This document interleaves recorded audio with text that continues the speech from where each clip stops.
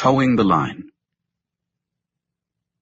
Let me close with two more stories about one-on-one morality and community concern in our close relatives.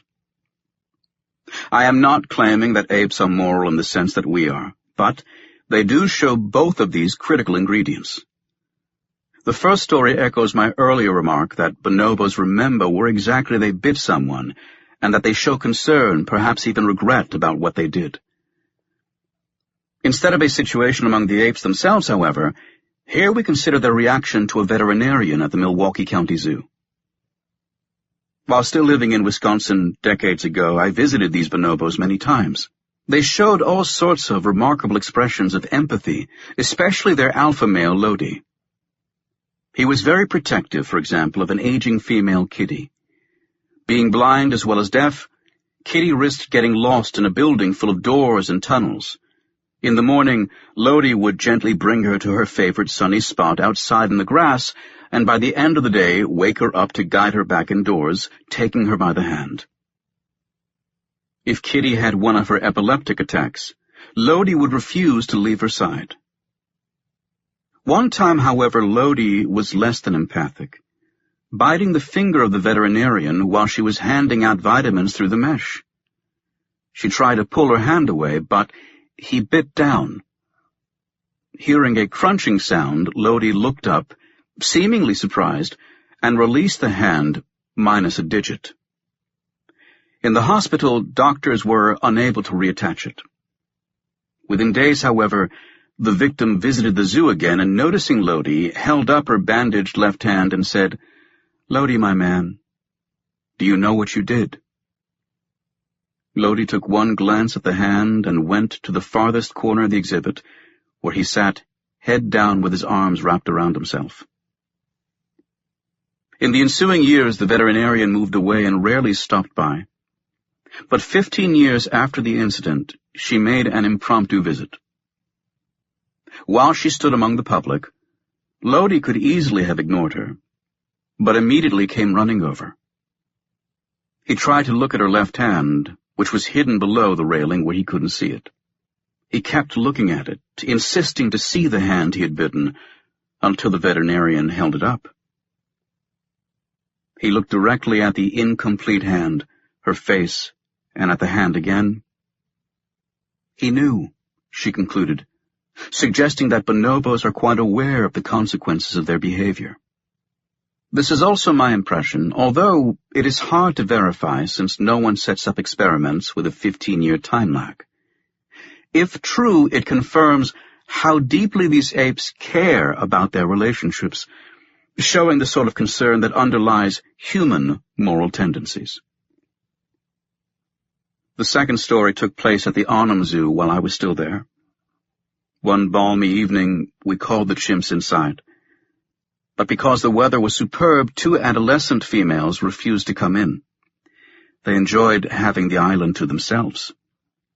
The rule at the zoo being that none of the apes would get dinner until all of them were inside, the obstinate females caused a grumpy mood. When they finally did enter, hours late, they were assigned a separate bedroom so as to prevent reprisals. By the next morning, when all of us had forgotten about the incident, the chimps showed they had not. Once out on the island, the whole colony vented its frustration about the delayed meal by a mass pursuit, ending in a physical beating of the 2 culprits. Admittedly, the rule they had violated was human-imposed, but perhaps this is what helped us appreciate its enforcement. The colony seemed to grasp the benefits of having everyone toe the line. That evening, the 2 teenagers were the first to come in.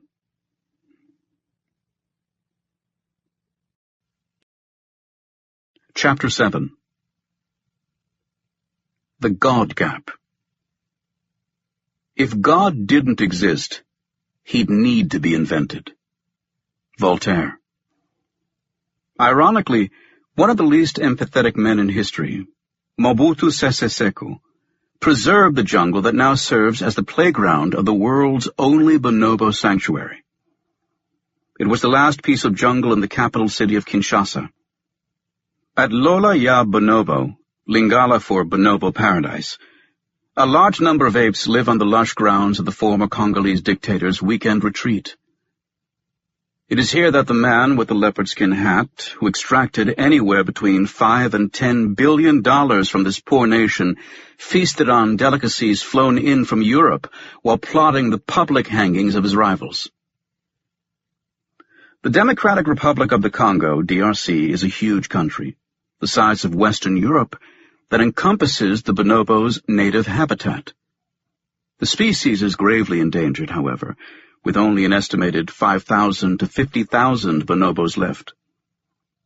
Even the latter figure is still less than the number of seats in a typical sports stadium. Unfortunately, wild bonobos are being killed for bushmeat, while any babies found clinging to the victims are kept alive, since they fetch thousands of dollars on the black market. The selling of bonobos is illegal, though, so these baby apes are often confiscated and brought to Claudine André, the Belgian founder and director of the sanctuary. At Lola, the orphans are raised in a nursery by maman, local women who watch over them and give them the bottle. After a few years, the youngsters join the groups out in the forest, which roam on their own even though they remain dependent on human provisioning. It is here that we conduct our studies of empathy, since we can get much closer to these apes than to those in the wild. Field workers are lucky to see the bonobos regularly, and sustained observation of social interactions is nearly impossible in dense foliage. One of my co-workers, Xana Clay, patiently waits for spontaneous conflicts among the bonobos, collecting them on video so that we can analyze their aftermath. Inevitably, these incidents cause distress in one or both parties. How do bystanders react? They reassure anyone who has lost a fight by means of genito-genital rubbing, a brief mount, or a manual massage of the genitals. What chimps do with platonic touching calls for sexual engagement among bonobos. The principle, however, is exactly the same in both species. The apes down-regulate each other's anxieties. This is such a basic emotional response that we notice it even among orphans in the nursery, who have barely had any social models to learn it from, and they too often do so in a sexual manner. At other times, however, bonobos behave more like chimps, embracing or grooming each other. Take the return of Makali, an adult male who was injured in a fierce group attack. His hand was badly bitten. Afterwards, Makali hid from the group for several nights, biding his time in the forest instead of joining the rest in their sleeping quarters.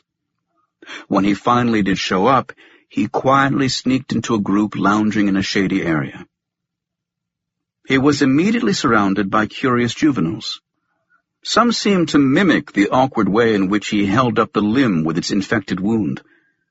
They reached for it, but Makali systematically avoided their grabby little hands. With a pained expression on his face, he held his hurt finger in front of him, bending his wrist downward. The adults were more diplomatic, initiating contact with grooming. He was first approached by a dominant male, who planted a kiss on his neck, after which he was groomed by one of the females. Whereas the juveniles had come up to him in gangs, the adults seemed to await their turn, arriving one by one. The first to handle his injury was the alpha female Maya. She groomed him briefly, then took his hand and carefully licked the open wound. He let her do so. This seemed to mark his acceptance back into the group, leading one of his main attackers to enter the scene. Normally, Makali had an entirely antagonistic relationship with his male. But after briefly staring at the injury, he groomed Makali, something no one remembered ever having seen before. These are the normal love-hate cycles of social life.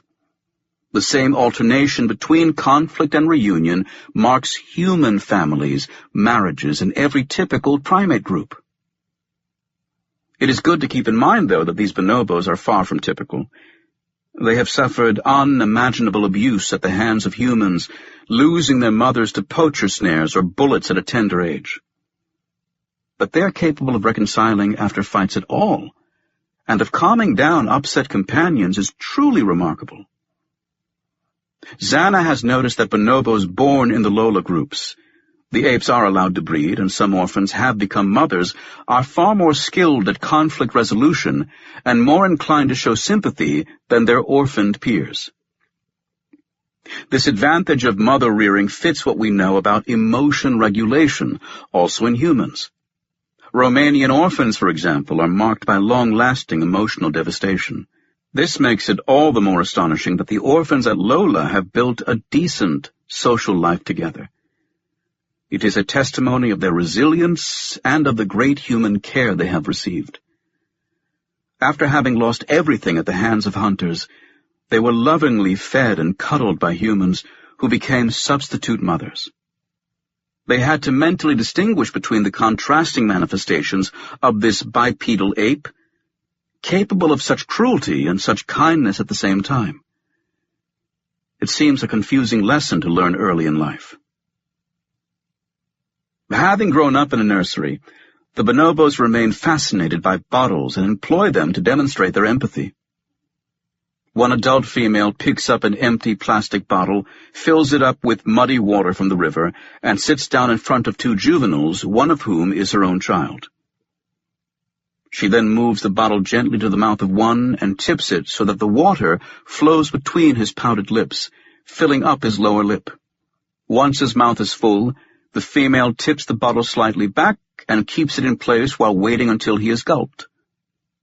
Then she gives him some more until she turns her attention to the other juvenile, who pouts as soon as she looks at her, knowing it is her turn. The female puts the bottle near her mouth too and starts over. I have never seen this procedure, full of gentle attention to the other's swallowing abilities, from any other ape. Possibly the female is reenacting the role of maman, and the juveniles play along. Since the whole river runs right next to them, it can't be about needing a drink. Life and death. Awareness of death is often mentioned as a reason why we humans developed religion. Our sense of mortality is mentioned in one breath with the question whether we may be the only ones to have it. I have no clear answer except that, when it comes to the mortality of others, there is no reason to assume ignorance in our fellow primates. Like the Lola bonobos, apes are plenty familiar with death and loss. Sometimes they are themselves the killers, as on the day the bonobos dispatched a gaboon viper, a highly poisonous snake. The snake aroused fear. Everyone jumped back at its every move. They carefully poked at it with a stick, until Maya threw it in the air and slammed it against the ground. Strikingly, after the snake had been killed, no one gave any indication of expecting it to come back to life. Dead is dead. The juveniles happily dragged its lifeless corpse around as a toy, slinging it around their necks, even prying open its mouth to study its huge, venomous fangs. The scene reminded me of a chimpanzee hunt I once observed. Following the apes around in the Mahale Mountains in Tanzania, we heard a sudden commotion high up in the trees. Chimpanzees have a special scream when they have captured prey. The existence alone of such a vocalization indicates their willingness to share meat, because otherwise they'd be wiser to stay silent. The screams attracted many others. Several males had caught a red colobus monkey, the sort of prey chimps have trouble capturing on their own. It is usually a team effort. Staring up through layers of branches and leaves, I saw that the hunters were starting to eat while the monkey was still alive. Since chimps are no professional predators, they never evolved the effective killing techniques of the cat family, and, as is also true of humans, their treatment of prey reflects poorly on their empathic capacities. Many chimps gathered in a feeding cluster, including females with swollen genitals, who tend to enjoy priority. It was all very noisy and chaotic. but everyone ended up with a piece of monkey meat. The next day I noticed a female chimp walking by with a juvenile jockey riding on her back. Her daughter happily swung something fluffy in the air, which turned out to have belonged to the poor monkey. One primate's tale is another's plaything. One morning, Geza Teleki followed a party of chimps, hearing raucous vocalizations in the distance. 6 males were wildly charging about, uttering rah calls that echoed off the valley walls. In a small gully lay the motionless body of Rix, sprawled among the stones. Although Teleki had not seen the body drop, he felt he was witnessing the initial reaction to the snail's neck-breaking fall out of a tree. Several individuals paused to stare at Rix's corpse, after which they vigorously charged away from it, hurling big rocks in all directions. Amid the noise, chimps were embracing, mounting, touching, and patting one another with big, nervous grins on their faces. Later on, the chimps spent considerable time staring at the body. One male leaned down from a limb, watched the body, and whimpered. Others touched or sniffed Rix's remains. An adolescent female gazed at his body without interruption for over an hour, motionless and in silence. After 3 hours of activity, one of the older males finally left the clearing, walking downstream. Others followed one by one, glancing over their shoulder toward the corpse as they departed. Reports of how apes respond to death are becoming more numerous. In 2009, a photograph went viral of the death of Dorothy, whose corpse aroused intense but eerily silent attention from her sanctuary community. In the Blair Drummond Safari Park in Scotland, the death of an elderly female named Pansy was carefully analyzed from video. In the 10 minutes before her death, others groomed or caressed Pansy a dozen times, and Pansy's adult daughter remained with her throughout the night.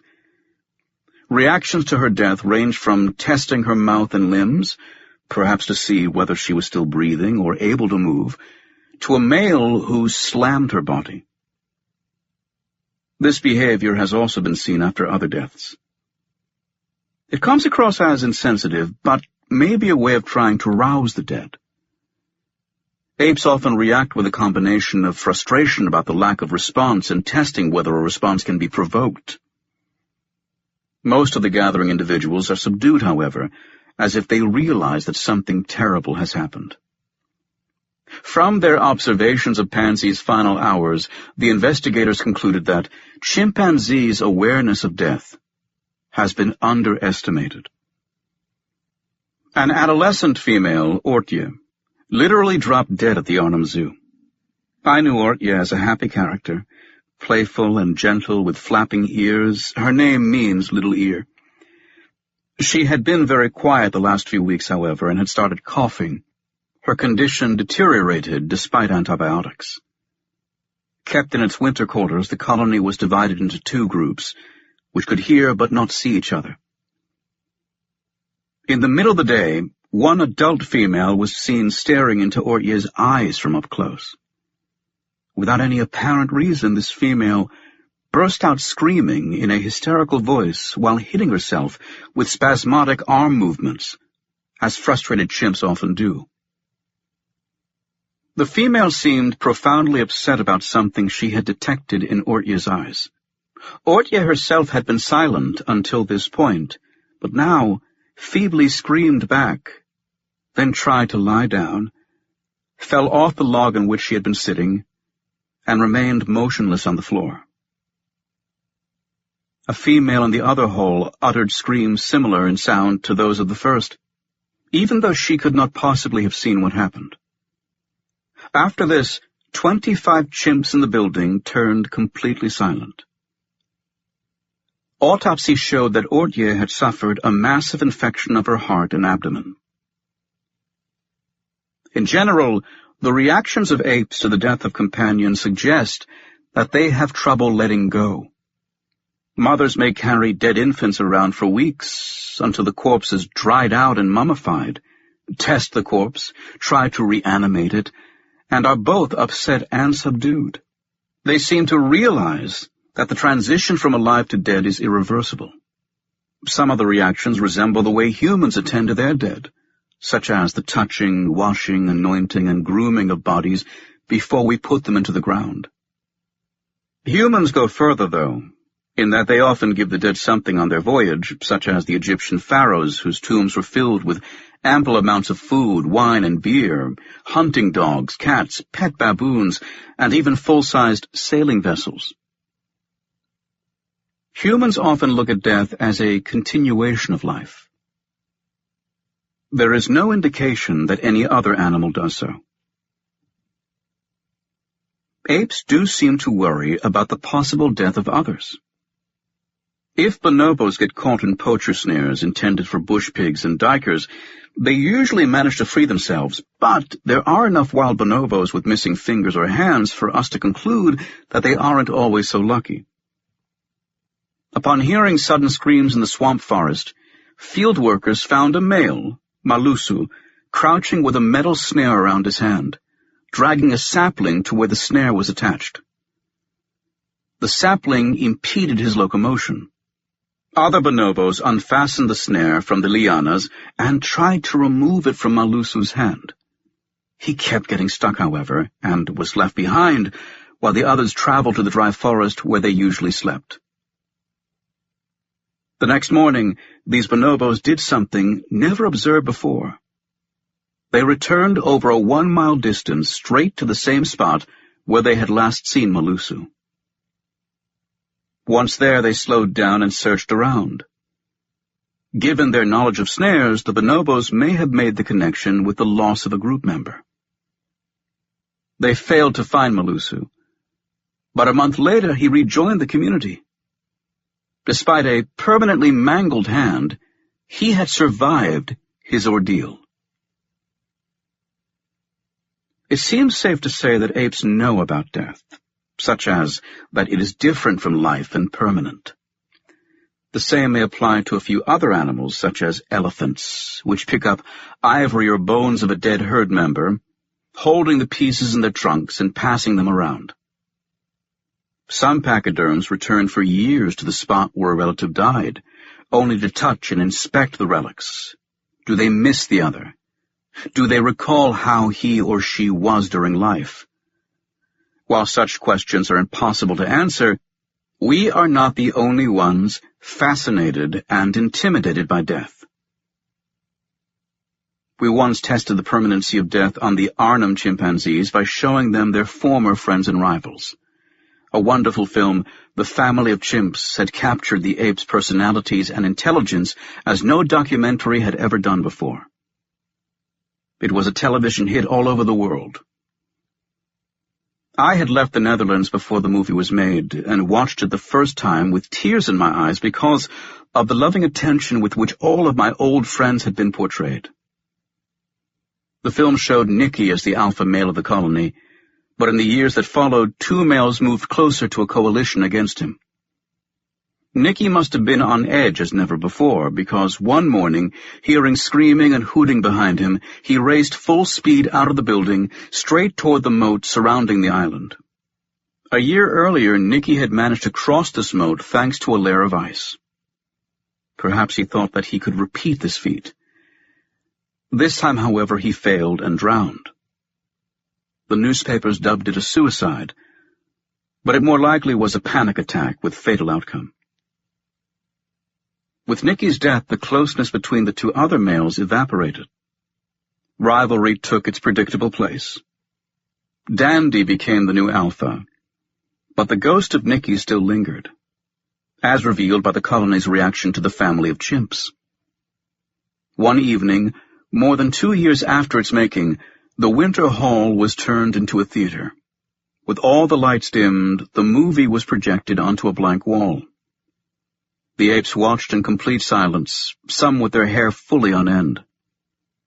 When, in the movie, a female was attacked by pubertal males, several indignant barks were heard, but it remained unclear whether the apes recognized the actors. Until, that is, Nicky appeared in full glory on the wall. Dandy bared his teeth and ran screaming to the male who had supported him against Nicky, literally jumping into his lap.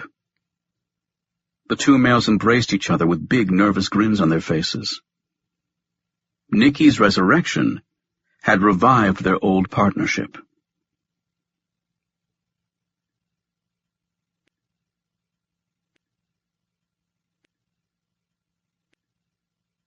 Dancing in the Rain.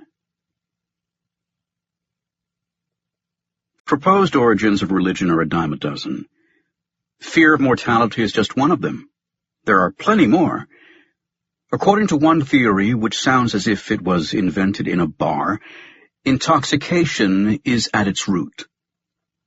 Wine and beer have traditionally been thought to fortify the body, but they also feed the imagination. In an act of self-aggrandizement typical of drunks, our ancestors begin to picture themselves as invincible and look beyond their immediate existence. This mind-altering connection is still visible in the role of spirits, the term alone, in religious rituals such as those of the Greek Dionysus wine cult, Catholic Mass, which features wine as Christ's blood, and the Kiddush, a Jewish blessing recited before drinking. Blessed are you, our God, creator of the fruit of the vine. Mentioned 231 times in the King James Bible, wine is central to many religions for its miraculous quality of releasing the human spirit. The health benefits of fermented beverages and concern about our bodily condition in general were very much part of early religions. Without recourse to effective medicine, everyone could die of a minor infection. People turned to religion to find solace and pray for cures. They may have been right to do so, given the well-established epidemiological connection between religiosity and health. Religion seems to promote well-being in body and mind. Let me hasten to add, though, that there is little agreement about how it does so. Even if many religions have rules governing diet, drugs, marriage, and hygiene, this doesn't seem the reason. Research points instead to church attendance as a major factor, which suggests a social dimension. It is well known that social connectedness strengthens the immune system, and church attendance surely helps in this regard. If so, it may not be religiosity per se that protects against disease, but rather human contact. For all we know, the same benefits may apply to members of a book club or birding society. Churches, however, produce more shared commitment, which does add to a sense of belonging. Émile Durkheim, the French father of sociology, emphasized the collective rituals, sacred music, and singing in unison that make religious practice an irresistible bonding experience. Others have depicted God as an attachment figure, who offers safety and comfort in stressful situations. In addition, many religions add female statues marked by a gentle, non-judgmental facial expression.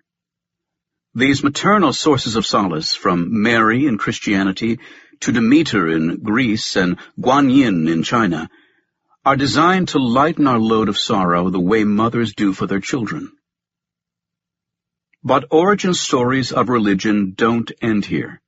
There is also the awe and wonderment at natural events beyond our control. That this may not be uniquely human is illustrated by the charging displays of chimpanzees at waterfalls or during downpours.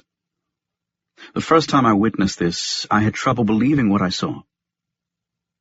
The chimps at the Arnhem Zoo sat around miserably with their rain faces, an expression of disgust with eyebrows pulled down and lower lips stuck out, under the tallest trees, doing their best to stay dry. When the rain intensified, however, and reached under the trees, 2 adult males got up with bristling hair and started a display known as the bipedal swagger, which one can imagine made them look human in a thuggish sort of way. With big, rhythmic, swaying steps, they walked around, leaving their shelter, getting completely wet. They sat down again when the rain eased. Having seen the same behavior several times since, I agree with those who call it a rain dance, because that's exactly what it looks like. Jane Goodall described a chimpanzee male acting similarly near a roaring waterfall. After he gets closer and the roar of the falling water gets louder, his pace quickens, his hair becomes fully erect, and, upon reaching the stream, he may perform a magnificent display close to the foot of the falls. Standing upright, he sways rhythmically from foot to foot, stamping in the shallow, rushing water, picking up and hurling great rocks. Sometimes he climbs up the slender vines that hang down from the trees high above and swings out into the spray of the falling water. This waterfall dance may last 10 or 15 minutes. Goodall went on to wonder whether these displays could become ritualized into some animistic religion, and what would happen if chimps could share their feelings with each other. Would it lead to collective worship of the elements? An entirely different take on the same behavior, however, would be that the apes believe, for whatever reason, that they can influence the course of nature. Perhaps a fortuitous event, such as the ceasing of rain in the middle of a charging display, created the superstitious belief that if they display hard enough, they can stop precipitation. For those who regard such mistaken associations as dim-witted, it is good to realize that there is little doubt which ape is the most superstitious of all, and it's not the chimpanzee. Young chimps are smarter than children. At least, this was the shocking conclusion from an experiment in which scientists demonstrated a simple procedure to both chimps and children. A scientist poked a stick into holes in a large plastic box, going through a series of holes until candies rolled out. Only one hole mattered, however. The other holes had nothing to offer. If the box was made of black plastic, it was impossible to tell that some of the poking was just for show. With a transparent box, on the other hand, it was obvious where the candies came from. Handed the stick and the box, young chimps mimicked the necessary moves while ignoring all empty holes, at least if the box was transparent. They had paid close attention. The children, however, mimicked everything the scientist had shown, including moves without any purpose.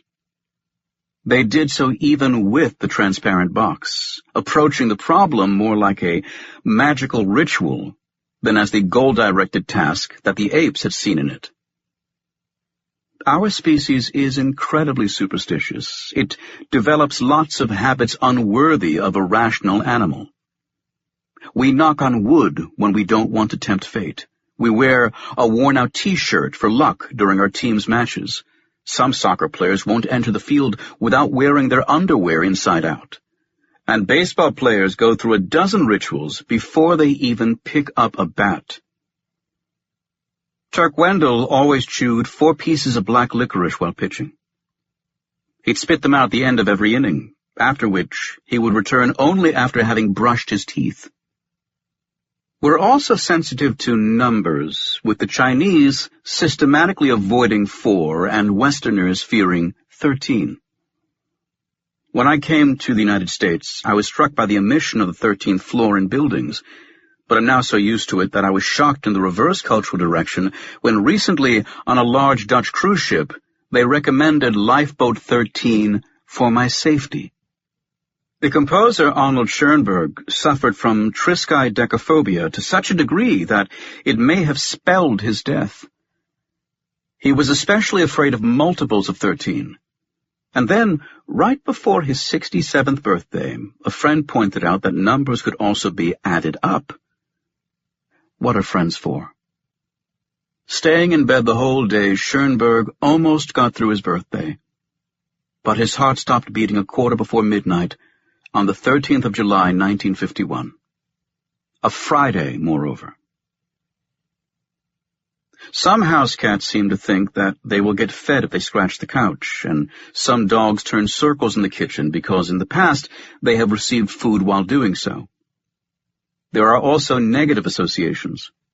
One of our cats, Locke, had surgery near his anus and was in such pain each time he defecated that he started to blame the litter box. He'd approach the box only if he couldn't wait any longer, almost stalking it, then racing into and out of it with a speed as if the thing might attack him. We were very patient and cleaned up a lot of mess for half a year to get him over his phobia. Such spurious associations were labeled superstitions by B.F. Skinner. In experiments on pigeons, he had employed an apparatus that delivered food pellets at regular intervals without any relation to the bird's behavior. Spontaneously, the pigeons began to connect the appearance of food with actions they had just performed, so that soon some of them turned little rounds and others pushed their head all the time into the same cage corner. Whether this sort of behavior is truly equivalent to human superstition is debatable, however. We take superstitions so seriously that they sometimes hamper progress. A classical example is the lightning rod of Benjamin Franklin, one of the founding fathers of the United States. He first used a kite to demonstrate that lightning is electricity, then invented a way of conducting its energy into the ground to avoid damage. Since lightning often struck church towers, the ideal place to put his metal rods was on top of them. But Franklin's focus on churches set him up for a collision with the view of lightning as proof of God's displeasure. Mounting his device on the house of God was like defying his will. Stealing God's Thunder is the apt title of one book about Franklin. His rods were highly effective, though. Fewer churches were destroyed around Boston, where most of the devices were mounted, than anywhere else. Nevertheless, some found the whole idea of escaping the hand of God sacrilegious. When Massachusetts was in 1755 hit by a major earthquake, a pastor accused Franklin of having invited the quake by his heretical arrogance. Superstition blurs the line between reality and imagination, as does religion and a belief in God. At one level, God's existence is an absolute certainty for many, but at another level, it always remains open to criticism. Religion is called faith precisely because it trusts things unseen. We humans have a knack for this, as was shown in the above imitation experiment with the boxes. While the apes took the task at face value, ignoring unnecessary moves, children put their trust in the experimenter, copying every action. They invested the procedure with mysterious significance. Naturally, psychologists were unhappy with the implication that this made the apes more rational. They were quick to speak of over-imitation by the children, seeing this as a good thing. In fact, it's brilliant. Given the superior knowledge of adults, children should copy them without questions. Blind faith, it was concluded, is the more rational strategy. That doesn't mean that imagination and make-believe are out of the question for our primate relatives. There are reports of human-reared apes, such as Washoe, who carefully bathed her doll, and another ape, Vicky, who pretended dragging an imaginary toy around by an imaginary string that she would unhook if it got stuck. I have already mentioned the bonobo female who fed juveniles from a bottle, even though there was no need for it, perhaps imagining she was a maman. In wild chimpanzees, there are observations of care for imaginary young. Richard Wrangham observed a 6-year-old juvenile Kakama carry and cradle a small wooden log as if it were a newborn. Kakama did so for hours on end, one time even building a nest in a tree and gently placing the log into it. The field worker was reluctant to draw conclusions from what he had seen, but had to admit it was a young male playing with a doll. Kakama may have been anticipating a sibling, because his mother was pregnant at the time. I myself have seen juvenile chimps act the same, tenderly holding a piece of cloth or a broom. A wild gorilla was seen to pull up a mass of soft moss, which she carried and held like an infant under her breast, seemingly nursing it. Perhaps apes, too, can create a new reality that exists alongside the old one. In the old reality, a wooden log is just a log, whereas in the new one, it's a baby. The capacity for dual reality is so highly developed in our own species that a sugar pill improves our health, even if the nurse takes it out of a bottle with placebo clearly written on it. On one level, we know the pill is fake. On another, we still believe it will work. In the same way, we fall for romances, rivalries, and deaths in movies, while at the same time well aware that the actors are just acting. We are great at suspending one reality for a new one. It is part of the success of Hatsune Miku, a popular Japanese pop star who draws masses of rocking youths even though she is a mere hologram. She is a computer-generated 3D projection with a female persona and a synthesized voice, who dances and sings to a live band, towering high above her audience, since she is not limited by human size. Her concerts sell out in a matter of minutes. The public sings along with her and responds to her sexy moves as if she were real. To insist, as neo-atheists like to do, that all that matters is empirical reality, that facts trump beliefs, is to deny humanity its hopes and dreams. We project our imagination onto everything around us. We do so in the movies, theater, opera, literature, virtual reality, and yes, religion. Neo-atheists are like people standing outside a movie theater telling us that Leonardo DiCaprio didn't really go down with the Titanic. How shocking. Most of us are perfectly comfortable with the duality. Humor relies on it too, lulling us into one way of looking at a situation, only to hit us over the head with another. To enrich reality is one of the most delightful capacities we have, from pretend play in childhood to visions of an afterlife when we grow older. Some realities exist, others we just like to believe in.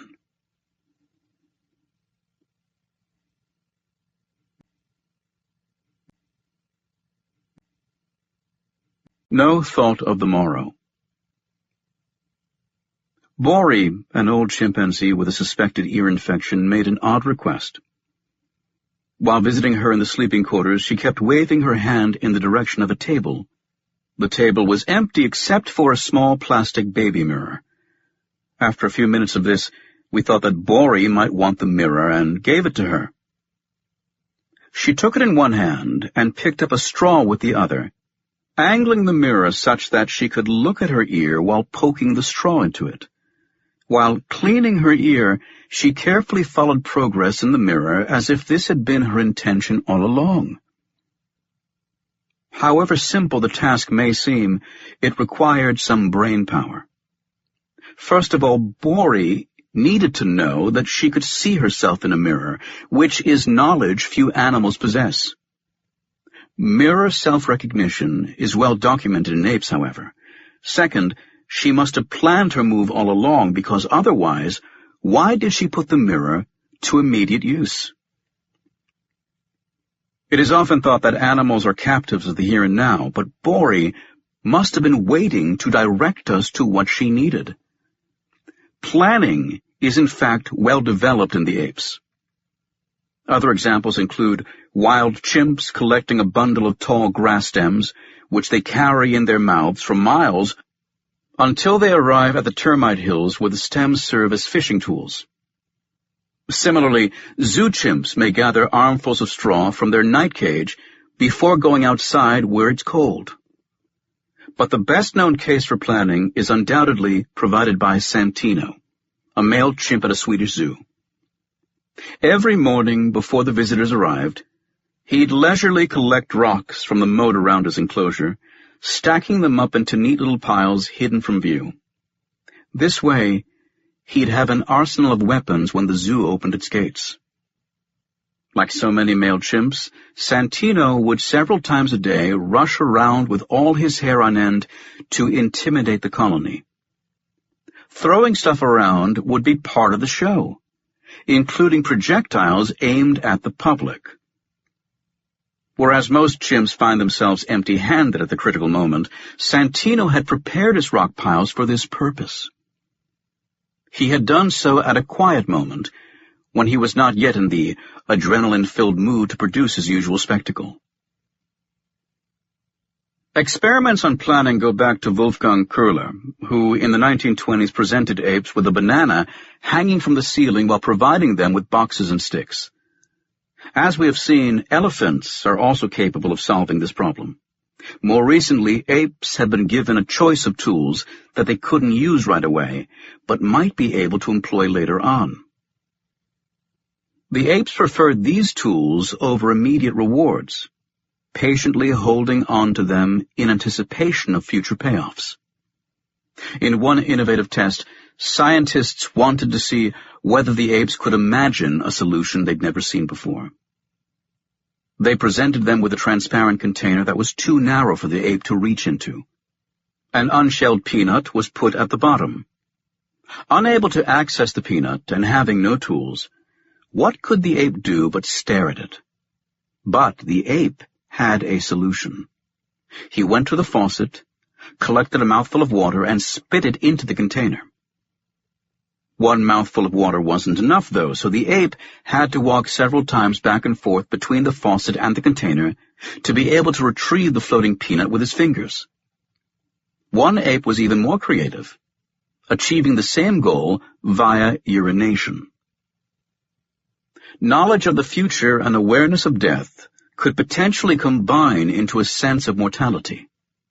But even if our primate relatives share some of our imagination and future orientation, it remains unclear whether they ponder their own death. An illustrative case involves Reo, a chimpanzee at the Primate Research Center of Kyoto University. When Reo was in the prime of his life, he became paralyzed from the neck down as the result of a spinal inflammation. He could eat and drink, but couldn't move his body. His weight continued to drop, and he developed extensive bed sores while veterinarians and students cared for him around the clock for 6 months. Reo recovered, but the most interesting part is how he reacted to his bedridden predicament. One thing very clear to everyone involved in his care was that Reo's attitude to things did not change throughout his period of complete paralysis. He often teased young students by spitting water at them, just as he had done before his illness. His outlook on life was the same after he fell ill as it was before. We did not notice any perceptible change, even as he lay there thin as a rake and covered in sores. Bluntly put, he did not seem worried about his future. He did not become depressive, even though the situation looked to us extremely grave. Our vaunted imagination is like a double-edged sword. On the one hand, it causes desperation in a situation in which an ape might remain unworried, but it also gives hope as it allows us to envision a better future. We look so far ahead, in fact, that we realize that our life will come to an end. This realization thoroughly colors our existence, leading to a permanent search for meaning, as well as bitter jokes along the lines of, "Life's a bitch and then you die." Would we have developed a belief in the supernatural without this cloud hanging over us? A partial answer comes from research showing that the more aware people are of their own mortality, and the more they think about it, the more they believe in God. They feel the rocking of the boat, so to speak, and like most voyagers on stormy seas, appeal to a higher power. But before we conclude that thanatophobia sets us apart, a major qualification is in order. One that I have to think of each time I see Bosch's garden. Most of the time, instead of considering our death, we put thoughts of it on hold. No sane persons literally deny their mortality, of course, but many of us act as if we'll live forever. Bosch's painting presents one giant warning against this illusion. The garden brims with middle-aged singles preoccupied with their little pleasures. With no thought of the morrow, as one expert put it, their only sin, the unawareness of sin. Despite participating in a massive gathering, the naked figures seem lonely and inward-looking, not unlike contemporary teenagers who remain glued to their individual smartphones while moving around in bands. The hedonists of the garden's central panel neither raise children nor produce anything of value, locked up as they are in their existential cocoons, except for the occasional erotic fling that requires a partner. If this is a paradise of lust, it is one empty of purpose and accomplishments. They appear oblivious to the larger world, including the death and destruction that will inevitably befall them. They act like immortals. We, the viewers, on the other hand, see the horrifying right-hand panel and know what's around the corner. When a radio show invited the Turkish writer Elif Shafak to give us her 60-second idea to change the world, she took her inspiration from the Sufi recommendation to taste death before you die. Buddhism knows the same emphasis, seeing it as liberating to accept your own death. Since the modern world is based on a negation of death, Shafak said, we all need to visit a salon, like a hair salon, where for 1 hour we taste death, our own death. This will produce a milder heart and a greater appreciation of life, she claimed. Although we realize that we're mortal, we have trouble building this knowledge into our lives. Listening to her proposal, I thought it was great for the middle-aged, but unneeded for anyone my age. Members of my generation have either seen our parents die or are prepared for this to happen any moment. We have lost siblings, friends, spouses, perhaps even children. We have friends afflicted with Parkinson's, cancer, Alzheimer's, or some other dreadful disease. The older we get, the more we experience the physical ravages of our own aging, and become acutely aware that our time on earth is limited. Peter Bruegel the Elder made this point as explicitly and morbidly as possible in a single painting. We see wagon loads full of skulls, while people of all backgrounds, from farmers to bishops to noblemen, are taken indiscriminately to the other side. The dead advance on the living like an unstoppable army, herding them into huge traps while fires rage in the distance. There is a hanging on the horizon, a dog eats a dead woman's face, and a man with a millstone around his neck is being held above the water. Dinner guests around a table resist in vain by drawing a sword or running from the advancing corpses, while in the lower right-hand corner an oblivious lover plays the lute to a woman behind whom a skeleton cheerfully plays along. Bruegel's sickening army of death and destruction dates from 1562, half a century after the garden, from which it took its hell-on-earth inspiration. It is appropriately titled The Triumph of Death. The modern equivalent of this painting is the British artist Damien Hirst's display entitled The Physical Impossibility of Death in the Mind of Someone Living. The work presents the body of a tiger shark in formaldehyde in a vitrine. The shark is so large and has such a wide-open mouth full of teeth that it brings the prospect of death quite close. When the shark landed in New York, in the Metropolitan Museum of Art, it was characterized as simultaneously life and death incarnate, in a way you don't quite grasp until you see it, suspended and silent in its tank. But the artwork has also been described as an outrageously expensive fish without chips. Death is so hard to accept that we try not to think about it, and act as if the deceased will be traveling to a better place, where we will one day meet her or him.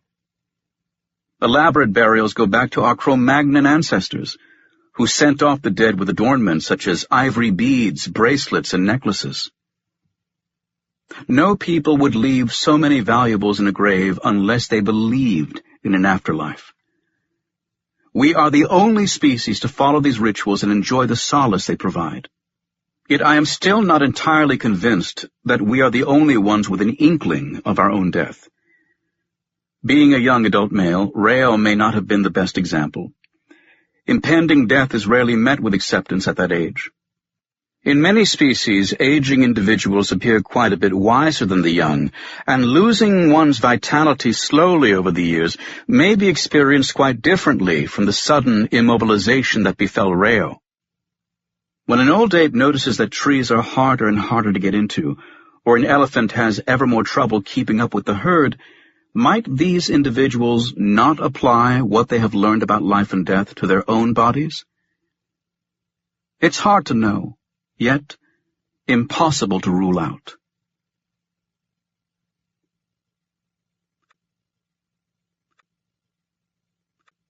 Freud's cold feet. To delineate religion to everyone's satisfaction is hopeless. I was once part of a forum at the American Academy of Religion when someone proposed we start off with a definition of religion. However much sense this made, the idea was promptly shot down by another participant who reminded everyone that last time they tried to define religion, half the audience had angrily stomped out of the room. And this is an academy named after the topic. Let us therefore simply say that religion is the shared reverence for the supernatural, sacred, or spiritual, as well as the symbols, rituals, and worship that are associated with it. This definition lacks a distinction between spirituality and religion, although by insisting on shared reverence, it excludes individual approaches and considers only group phenomena. Thus defined, religion is a human universal. The only exceptions ever mentioned are the Piraha. But the claim that these Brazilian forest people lack religion, they have been called an atheist tribe, doesn't survive scrutiny of the original sources. Daniel Everett, the American ex-missionary who lived among the Piraha, explains how these people talk to and dance for spirits. They wear necklaces made from seeds, teeth, feathers, and beer can pull tabs, which are decorative only secondarily, their primary purpose being to ward off the evil spirits that they see almost daily. Not only do they see spirits, they channel them while talking in falsetto voices. The Piraha are so terrified of evil spirits, though, that they refuse to mention them by name. Even after having just channeled them, they deny their presence. I don't know, I didn't see it. Their fear makes it nearly impossible for Westerners to figure out what the Piraha actually believe in. But there is no doubt that they believe in something. It just isn't what we are used to. If religion is so widespread, the next question is why it evolved. Biologists always wonder about survival value. What sort of advantage does religion confer? This question has been addressed by comparing early Christians with the Roman population around them. When 2 plagues swept through the empire, each one killing 1/3 of the population, the Christians fared better than the Romans. The Christians brought food and water to those too sick to care for themselves, attending to their needs in the name of Christ, whereas the Romans fled from their dearest, abandoning them even before they had expired in an attempt to avert contagion. Even though Christians risked contamination, a study of tombstone inscriptions revealed that they enjoyed a higher life expectancy. But is this the right comparison? The first flaw is that the Romans were plenty religious themselves, eager to placate and please their gods and goddesses such as Mars and Venus. We're therefore not really comparing people with and without religion. The second flaw is that the early Christians were not your typical population. They were a persecuted minority, hence part of a close-knit community fighting a common enemy. This must have given them a common purpose, which may have had beneficial health effects. Unfortunately, trying to pinpoint the success of religion is like asking what good it is to have language. I am sure language has its benefits, but since all humans have one, we simply lack comparison material. With religion, we're in the same boat. The only thing we do know is that attempts to abolish or discourage religion have had disastrous consequences. This was true of Stalin in the Soviet Union, Mao Zedong in Communist China, and Pol Pot in the Cambodian Khmer Rouge, all of whom tortured, killed, and starved millions of their own people. The Khmer Rouge banned all religion, while offering the following chilling slogan to the condemned masses: To keep you is no benefit. To destroy you is no loss. These ideologies didn't produce particularly healthy societies and were a fiasco from a biological standpoint. On the other hand, their anti-religious attitude was part of a larger picture. All three countries had gone through an overthrow of the existing order, which may have required them to curb the power of established religion. I would not necessarily blame their atrocities on atheism per se, therefore. In the same way, killing in the name of God, such as during the Crusades or by the Spanish conquistadores, was often a front for political or colonial ambitions. Columbus's lust for gold matched his love of God. To single out religion as a cause is therefore problematic. The bottom line is that humans are capable of unbelievable cruelty, whether in the name of God or while denying his existence. Perhaps the question can be answered on a smaller scale, as in a study of the longevity of 19th century communities in the United States. Communities based on a secular ideology, such as collectivism, disintegrated much faster than those based on religious principles. For every year that communities lasted, religious ones were 4 times as likely to survive than their secular counterparts. Sharing a religion dramatically raises trust. We know the huge bonding effect of coordinated practices such as praying together and carrying out the same rituals. This relates to the primate principle that acting together improves relationships, ranging from monkeys preferring human experimenters who imitate them to varsity rowers gaining physical resistance, such as a higher pain threshold, from exercising as a team rather than on their own. Joint action may stimulate endorphin release, as has also been suggested for other bonding mechanisms, such as joint laughter. These positive effects of synchronization help explain the cohesiveness of religions and their effect on social stability. Durkheim dubbed the benefits derived from belonging to a religion its secular utility.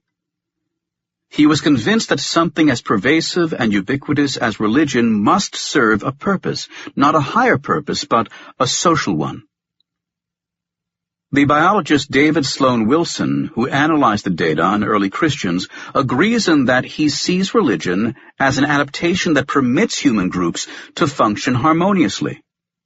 Religions exist primarily for people to achieve together what they cannot achieve alone.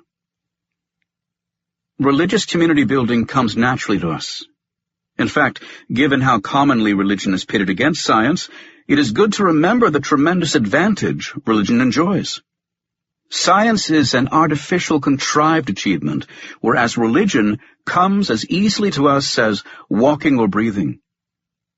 This has been pointed out by many authors, from the American primatologist Barbara King, who in Evolving God relates the drive to religion to our desire to belong, to the French anthropologist Pascal Boyer, who views religion as an intuitive capacity. Scientific research and theorizing has appeared only in very few human societies.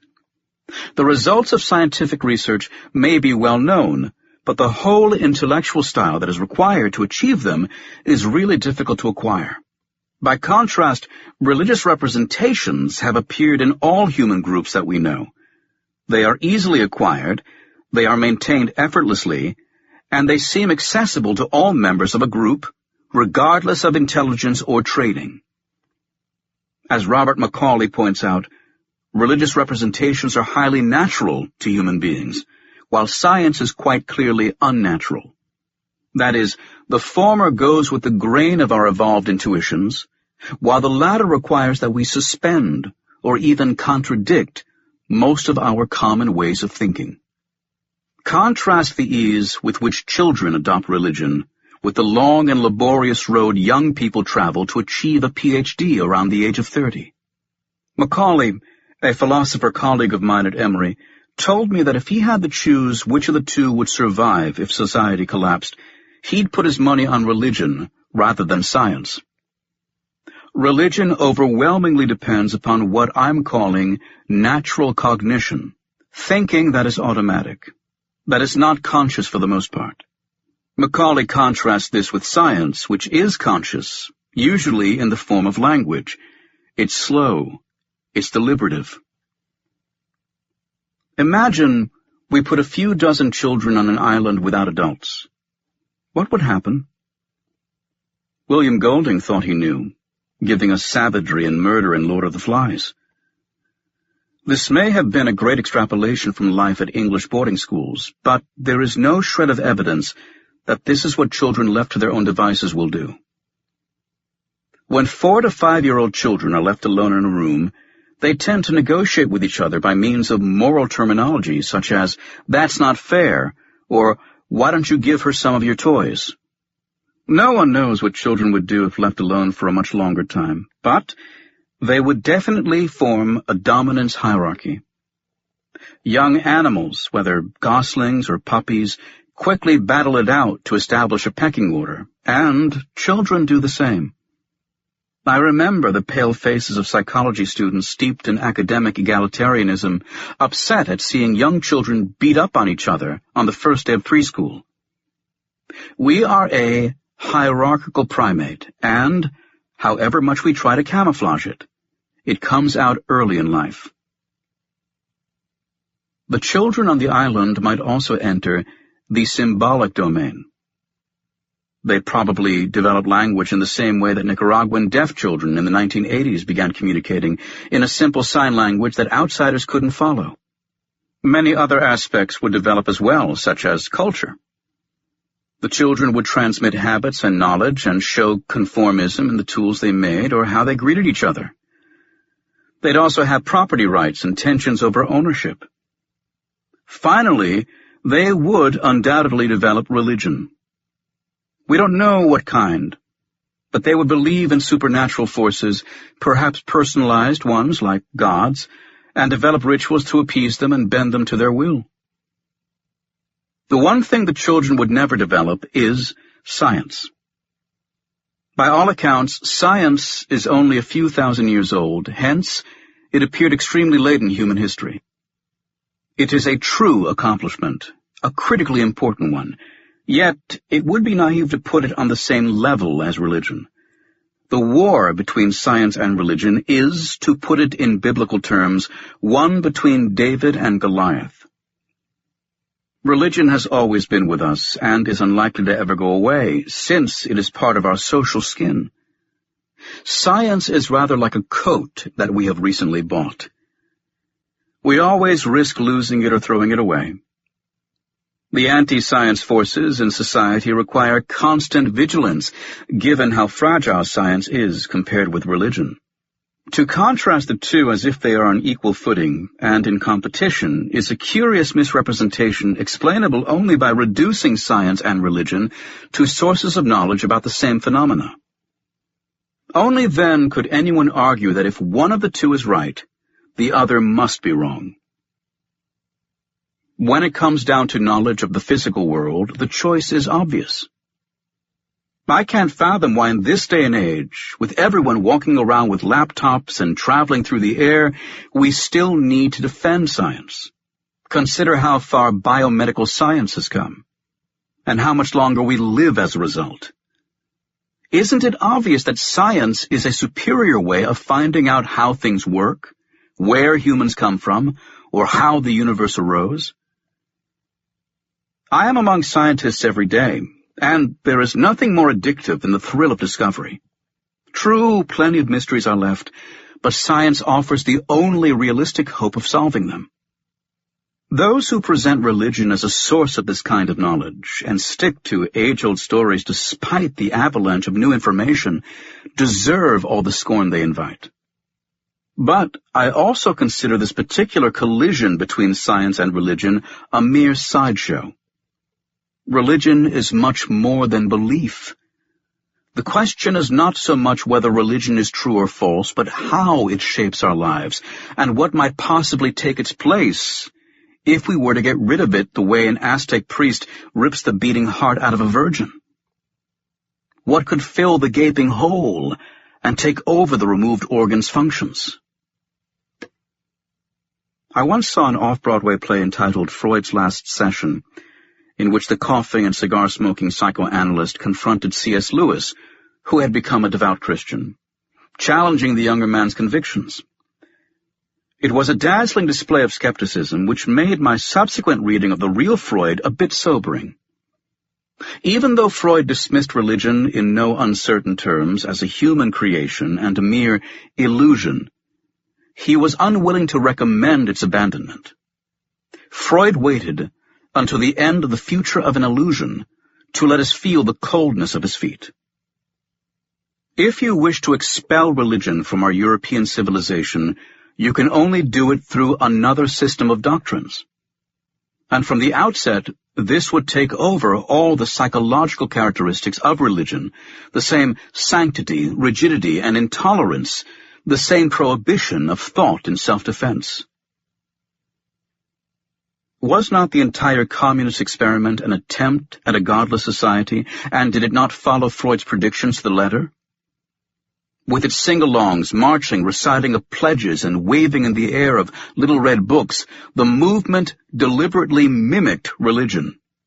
Dogmatism, rigidity, and unholy fervor were on full display, and grew with the decades, until communism collapsed under its own weight and lack of success. Having witnessed the early stages of this experiment, Freud may have guessed its futility. Another curious attempt at going godless took place in 1793, when the altar in the Notre Dame Cathedral was replaced with a model mountain on top of which stood a temple dedicated to philosophy. Next to it burned the torch of truth. The cult of reason abolished Sunday as the seventh day of rest, replacing it with the 10th day, secularized the names of all saints' days, and squashed any hope of an afterlife by printing "Death is an eternal sleep" above the gates of cemeteries.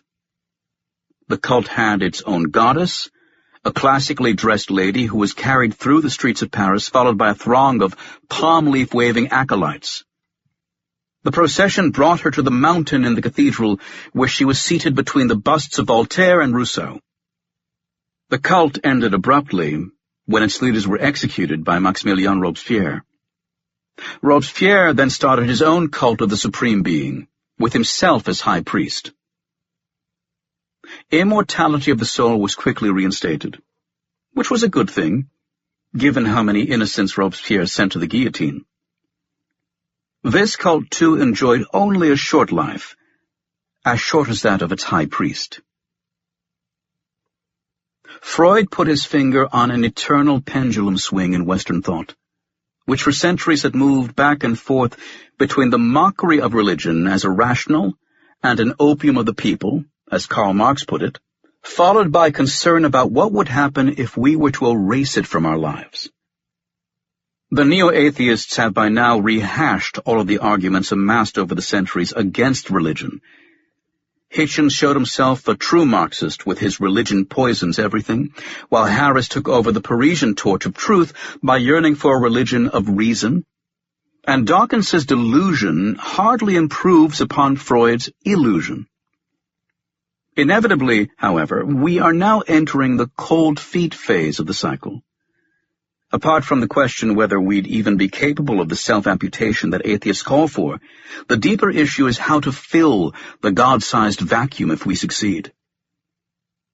Alain de Botton is an atheist who grudgingly admires religion for its understanding of universal human needs and weaknesses, while Philip Kitcher urges atheists and agnostics to go beyond disbelief. Criticizing religion is facile, Kitcher says. But any thinking human being about to join the atheist movement would want to know what it is for, rather than what it is against. Each of us needs an account of ourselves and what is valuable, something towards which we can steer and by which we can live. Secular thought shies away from the traditional question raised by the Greeks at the dawn of philosophy, of what makes human lives, finite though they are, significant and worthwhile. No advocacy of disbelief, however eloquent, will work the secular revolution until these facts are acknowledged. The temporary eradication of superstition, unaccompanied by attention to the functions religion serves, creates a vacuum into which the crudest forms of literalist mythology can easily intrude themselves. A watchful eye. On a recent visit to Vancouver, the Canadian psychologist Ara Norenzayan gave me the title of his new book, which I promptly wrote down as Big Dogs. I may be slightly dyslexic, or perhaps it was a Freudian slip, my mind being more with animals than people. Ara had said, big gods. He studies the role of religion in everyday life.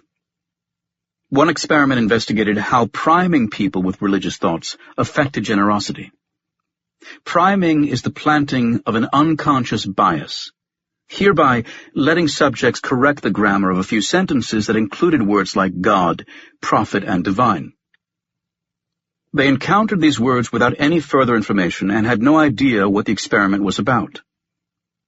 After this, each subject found 10 $1 coins on a table with the instructions to take as many as they liked, knowing that what they left behind would go to the next person.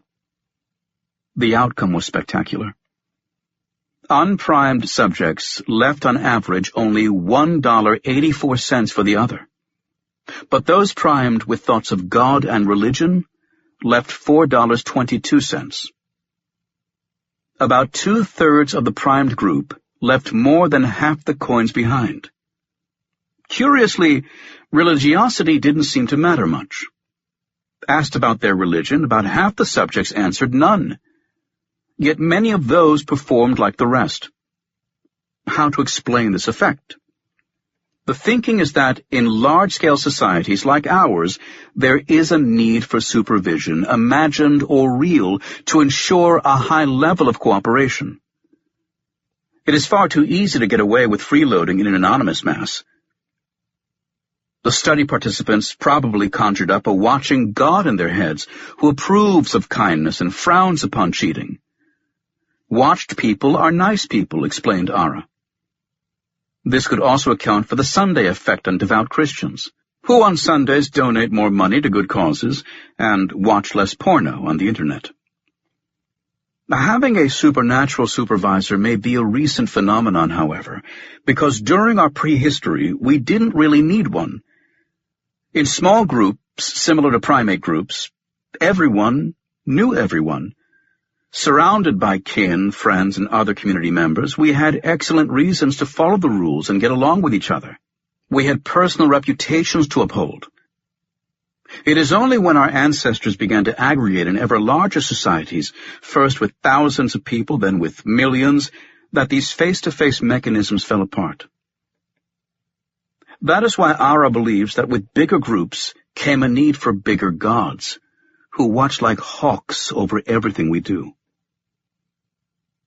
This nicely fits my own thinking that morality predates religion, certainly the dominant religions of today. We humans were plenty moral when we still roamed the savannah in small bands. Only when the scale of society began to grow and rules of reciprocity and reputation began to falter did a moralizing God become necessary. In this view, it wasn't God who introduced us to morality, rather it was the other way around.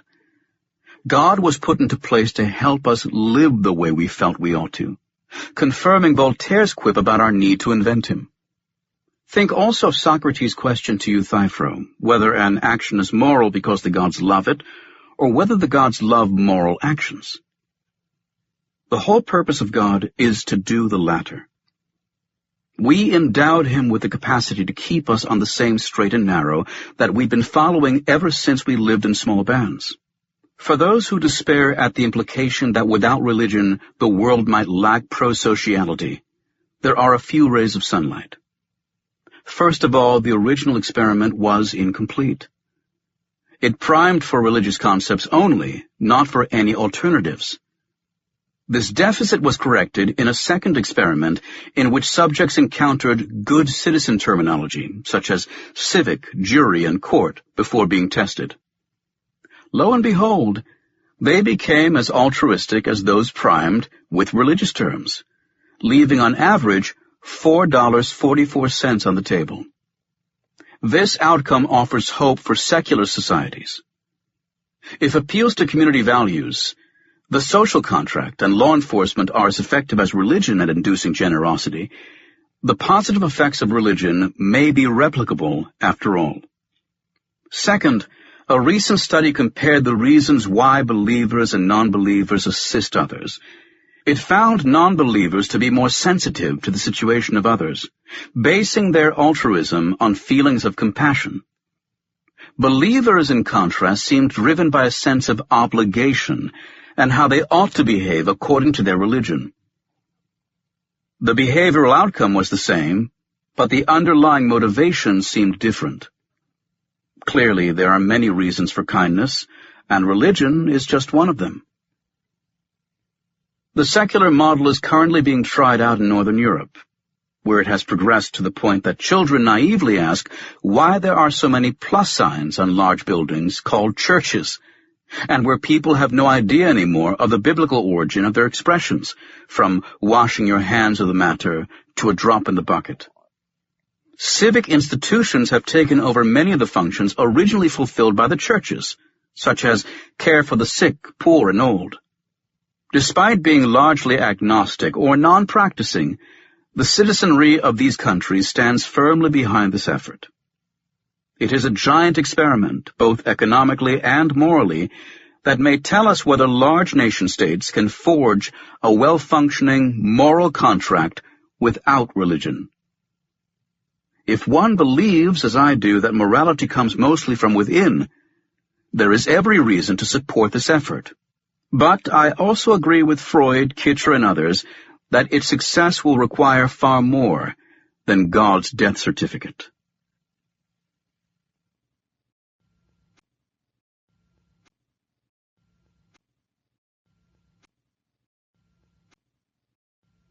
Chapter 8. Bottom-up morality. 'Tis too much purpose to go upon stilts, for when upon stilts we must yet walk with our legs, and when seated upon the most elevated throne in the world, we are but seated upon our breech. Montaigne. Entering room 56 of the Museo Nacional del Prado in Madrid for the second time in my life was like walking into a shrine. After having read so much about El Bosco and having recently toured the Hieronymus Bosch Art Center in my hometown with old friends, I was still pleasantly surprised by how colorful and gay the original garden looked. The green and blue background, the red fruits, the flamboyant birds, and the mass of pale pink and a handful of black nudes created a delightful, festive atmosphere. All the more so since I had entered the room at the side, where the Triumph of Death hung, a grim painting so brown and dull that one feels like dying right then and there. That was, of course, the artist's intention, since Bruegel was perfectly capable of producing vibrant colors. Room 56 is a tall, well-lighted room in which the garden is roped off so that people can't get too close. Looking over the heads of a tourist group, I inspected the details of this 100 paintings in one masterpiece, which has its own T-shirts, calendars, agendas, and mouse pads at the museum gift shop. I felt the way Antonio Damasio, the celebrated neuroscientist, must have felt making a pilgrimage in the opposite geographic direction for his book, Looking for Spinoza. He went to see the Enlightenment philosophers' dwellings in The Hague and Rijnsburg in the Netherlands. Damasio wanted to learn more about Spinoza, who was a Dutchman of Portuguese descent. His Jewish parents had fled the Inquisition in their home country to avoid forced conversion. Born Portuguese himself, Damasio naturally related to Spinoza, whom he contrasted with that other philosopher, Kant, by saying that whereas Kant wished to combat the perils of passion with reason, Spinoza considered passion the engine of his thinking. Damasio portrayed Spinoza As one of the most biologically oriented philosophers, while lamenting the disparagement of his approach because of his skepticism about the Abrahamic God. In much the same way I visited the Prado to find Bosch's oeuvre in exile, feeling that the painter still has much to tell us about the question of moral origins and religion's role therein, even though Bosch too is rarely given his due. He deeply influenced Surrealism, the movement celebrated 4 centuries after his death as new, exciting, and a sign of expanded consciousness. Bosch turned dreams into reality and illustrated the eternal foibles of humanity along the same lines as his contemporary Erasmus of Rotterdam did in writing. Erasmus's hugely popular praise of folly explained in erudite Latin how vain and naturally stupid the human race is. I cannot but sympathize with these early attempts to bring the crown of creation down to earth. A fine example is the other Bosch triptych in room 56, known as the Hay Wain. It shows a wagon with an enormous pile of hay passing through a crowd of people. On closer inspection, we see that the people are fighting over straws. In Middle Dutch, hooi, hay, signified vanity, nothingness, emptiness. The painting shows people at each other's throats over mere hay, pulling knives and pummeling each other, while others are getting crushed under the wagon wheels. The clergy is very much part of the scramble, as a portly monk waits for nuns to fill his hay bag. Noblemen and the Pope follow the wagon on horseback, with all of their dignity intact, to show that the haves don't need to mingle with the have-nots to get what they want. The wagon rolls on, luring everyone like a Pied Piper toward the right-hand panel, where hell awaits them. The triptych would make a perfect conversation piece for churches preaching the prosperity gospel, which promises financial blessings to the faithful, given Bosch's message that greed is ugly and pointless. This is obviously one of the oldest messages of Christian morality, as reflected in Jesus' statement that for a rich man to enter heaven will be harder than for a camel to go through the eye of a needle. The triptych exposes the corrupting influence of material wealth, presenting its pursuit as a life spent grasping at straws, literally. Yet, it remains true that we barely understand Bosch, about whose life we know so little and about whose ideas and beliefs we know even less. We interpret him as best we can without any certainty that our deductions correspond with his intentions. As the great German art historian Erwin Panofsky concluded about Bosch, we have bored a few holes through the door of the locked room, but somehow we do not seem to have discovered the key. Checking out the garden's left-hand panel, I was struck again by the astonishing suggestion that paradise may have been populated through a process other than creation. Not that Bosch was an evolutionist. Modern evolutionary ideas arose only in 18th century France and England, before Darwin, but long after Bosch. Rather, the references in his triptych are to Aristotle's spontaneous generation, according to which a rotting mixture of water, mud, and dung is capable of producing live but sometimes malformed creatures. The garden features 2 pools of primordial soup, from which emerge feathered and flippered beasts, winged fish, a swimming unicorn, a 3-headed bird, a seal with front legs, and a variety of amphibians. Naturally, water is an obsession for the Dutch, who live below sea level. Bosch often chose standing water to hint at evil, but here it produces life. I know of no other painting depicting such scenes, which cannot help but touch a biologist's heart. The high point is a duck-billed creature calmly reading a book, suggesting that the fruit of knowledge was actually available in the paradisiacal mud. By putting emerging species next to Adam and Eve, the painter seems to suggest a connection between modest life forms and the creation of humanity. Often portrayed as a devout Christian, Bosch nevertheless sprinkled his words with the seeds of skepticism. Lowly beginnings. Animals crawling out of the mud recall our lowly beginnings. Everything started simple. This holds not only for our bodies, with hands derived from frontal fins and lungs from a swim bladder, but equally for our mind and behavior. The belief that morality somehow escapes this humble origin has been drilled into us by religion and embraced by philosophy. It is sharply at odds, however, with what modern science tells us about the primacy of intuitions and emotions. It is also at odds with what we know about other animals. Some say that animals are what they are, whereas our own species follows ideals, but this is easily proven wrong. Not because we don't have ideals, but because other species have them too. Why does a spider repair her web? It's because she has an ideal structure in mind, and as soon as her web deviates from it, she works hard to bring it back to its original shape. How does a mama grizzly keep her young safe?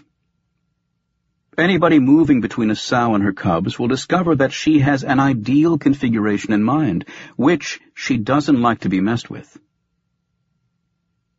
The animal world is full of repair and correction, from disturbed beaver dams and anthills to territorial defense and rank maintenance.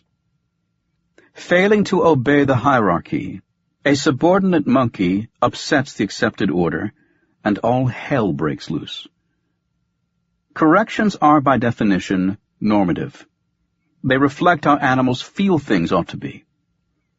Most pertinent for morality, which is also normative, social mammals strive for harmonious relationships. They are at pains to avoid conflict whenever they can. The gladiatorial view of nature is plainly wrong. In one field experiment, 2 fully grown male baboons refused to touch a peanut thrown between them, even though they both saw it land at their feet. Hans Kummer, the Swiss primatologist who worked all his life with wild Hamadryas baboons, describes how 2 harem leaders, finding themselves in a fruit tree too small to feed both of their families, broke off their inevitable confrontation by literally running away from each other. They were followed by their respective females and offspring, leaving the fruit unpicked. Given the huge, slashing canine teeth of a baboon, few resources are worth a fight. Chimp males face the same dilemma. From my office window, I often see several of them hang around a female with swollen genitals. Rather than competing, these males are trying to keep the peace. Frequently glancing at the female, they spend their day grooming each other. Only when everyone is sufficiently relaxed will one of them try to mate. If fighting does break out, primates react the way the spider does to a torn web. They go into repair mode. Reconciliation is driven by the importance of social relationships. Studies on a great variety of species show that the closer 2 individuals are, and the more they do together, the more likely they are to make up after aggression. Their behavior reflects awareness of the value of friendships and family bonds. This often requires them to overcome fear or suppress aggression. If it weren't for the need to bury the hatchet, it wouldn't make any sense for apes to kiss and embrace former opponents. The smart thing to do would be to stay away from them. This brings me back to my bottom-up view of morality. The moral law is not imposed from above, or derived from well-reasoned principles. Rather, it arises from ingrained values that have been there since the beginning of time. The most fundamental one derives from the survival value of group life. The desire to belong, to get along, to love and be loved prompts us to do everything in our power to stay on good terms with those on whom we depend. Other social primates share this value and rely on the same filter between emotion and action to reach a mutually agreeable modus vivendi. We see this filter at work when chimpanzee males suppress a brawl over a female, or when baboon males act as if they fail to notice a peanut. It all comes down to inhibitions. Tara, the youngest female in our chimpanzee colony, had a naughty habit that drives the older ladies crazy. She sometimes finds a dead rat in the outdoor compound or digs one out of an abandoned hole. She then carries the corpse around by its tail, careful to keep it away from her body, and sneakily places it on the back or head of a sleeping group mate. Her victim jumps up as soon as she feels or smells the dead rat, loudly screaming and wildly shaking her body to get this ugly thing off of her. She may even rub the spot on her body with a fistful of grass to make sure the smell is gone. Tara is quick to pick up her rat and go to her next target.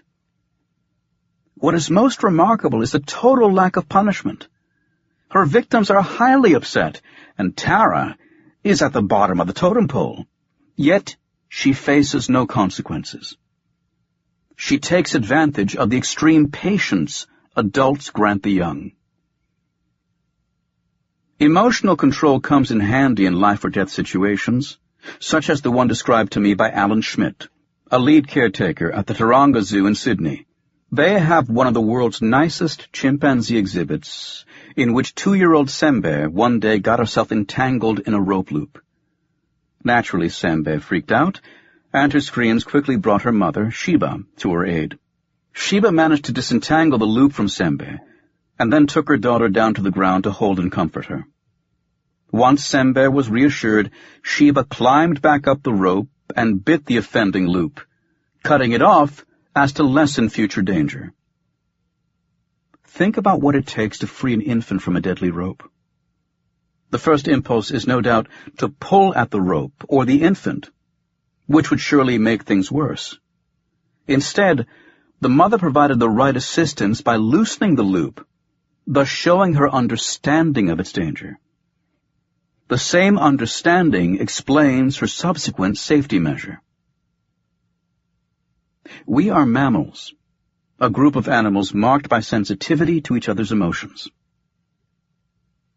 Even though I tend to favor primate examples, much of what I describe applies equally to other mammals.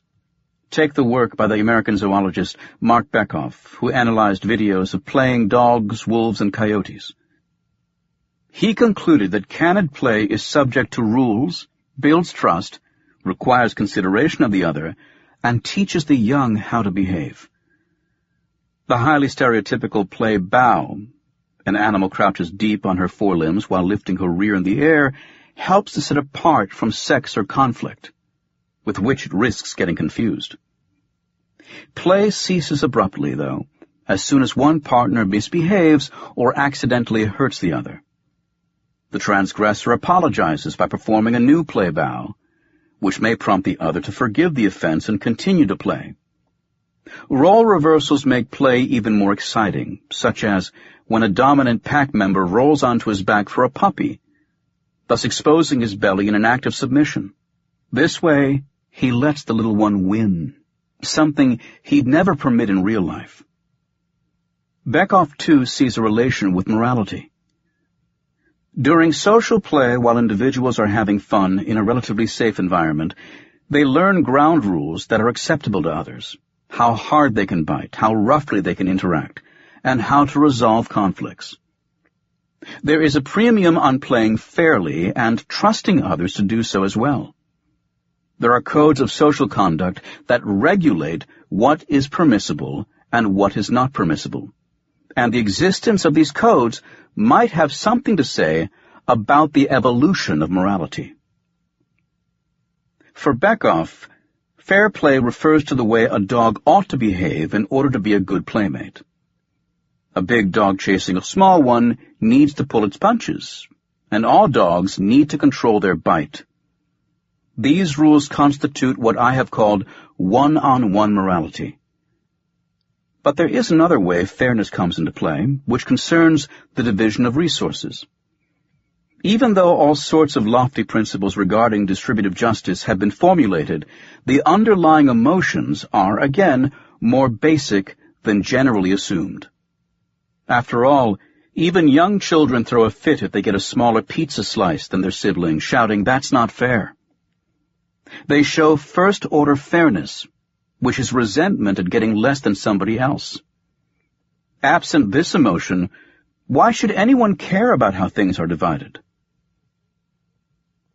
The egalitarianism of hunter-gatherers suggests a long evolutionary history to our preoccupation with resource division. Hunters aren't even allowed to carve up their own kill, in order to prevent them from favoring family and friends.